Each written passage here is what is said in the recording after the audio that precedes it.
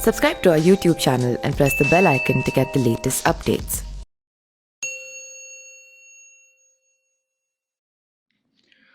UP के पूर्वांचल में मुख्तार अंसारी, ब्रजेश सिंह, मुन्ना बजरंगी और धनंजय सिंह जैसे कई माफिया चर्चित रहे हैं, लेकिन कुख्यात माफिया सुभाष ठाकुर का नाम और रुतबा ऐसा था कि ये सारे बाहुबली भी कांपते थे। यही कारण था कि एक समय सुभाष ठाकुर को पूर्वांचल का सबसे बड़ा कुख्यात माफिया माना जाता था। सुभाष ठाकुर का खौफ ऐसा था कि मुख्तार अंसारी और अतीक जैसे लोग उसके धंधे में नहीं आते थे। हालांकि इस समय यह माफिया जेल के सलाखों के पीछे उम्र कैद की सजा काट रहा है।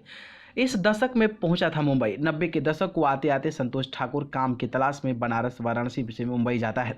किस्मत ऐसी कि जल्द ही अपराध की दुनिया में पहुंच गया। छोटे गुटों में शामिल होने के बाद संतोष ठाकुर ने रंगदारी को अपना मुख्य धंधा बनाया और बड़े बिल्डरों को निशाने पर ले लिया। एक वक्त आया जब संतोष ठाकुर नामी गैंगस्टर बन गया। वहीं दूसरी तरफ दाऊद इब्राहिम भी पनप चुका था। माना जाता है कि संतोष के गैंग में शामिल होने के बाद ही दाऊद ने अपराध के सारे दाव सीखे थे। इसके बाद ही वह मुंबई का डॉन बना था। ठाकुर, दाऊद और छोटा राजन। दाऊद के देश छोड़ने से पहले सुभाष ठाकुर ने दाऊद और छोटा राजन के साथ काम शुरू किया था। तस्करी, रंगदारी, फिरौती के कामों को अंजाम देने में माहिर संतोष ठाकुर खौफ का दूसरा नाम बन गया। दाऊद के इशारे पर बड़े कारोबारियों व बिल्डरों से प्रोटेक्शन मनी लेना हो या फिर जमीन पर कब्जा करना संतोष ठाकुर के बाएं हाथ का खेल हो चुका था।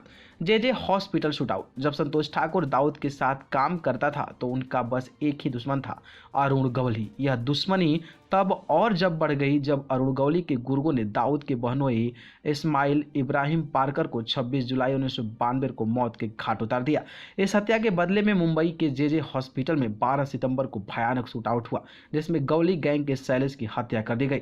जिस बेखौफ अंदाज में इस हत्याकांड को अंजाम दिया था उससे भी लोग हैरान थे।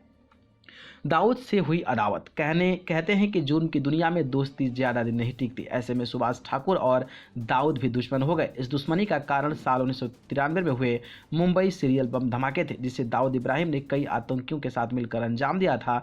इसके बाद सुभाष ठाकुर ने अपना रास्ता बदल लिया। वहीं जे हॉस्पिटल शूटआउट मामले में 2000 में सुभाष ठाकुर को आजीवन कारावास की सजा जो हो गई थी।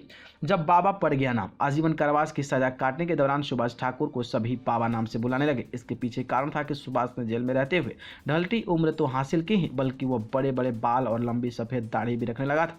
सुभाष ठाकुर भले ही जेल में रहा, लेकिन राज्य में होने वाले चुनाव में उसका दबदबा रहता और पूर्वांचल की कई सीटों पर वह सीधे प्रभाव डालता है। सुभाष ठाकुर का नाम फिर से साल 2017 में चर्चा में तब आया जब वाराणसी कोर्ट में उसने याचिका दायर कर अपनी जान को दाऊद इब्राहिम से खतरा बताया था। साथ ही कहा था कि उसे सुरक्षा हेतु बुलेट प्रूफ जैकेट दिया जाए। इसके बाद 2019 में सुभाष को बीमारी के चलते बीएचयू में भर्ती कराया गया था।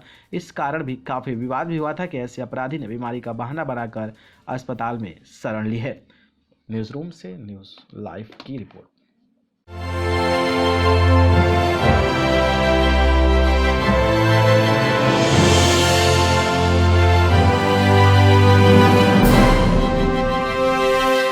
Subscribe to our YouTube channel and press the bell icon to get the latest updates.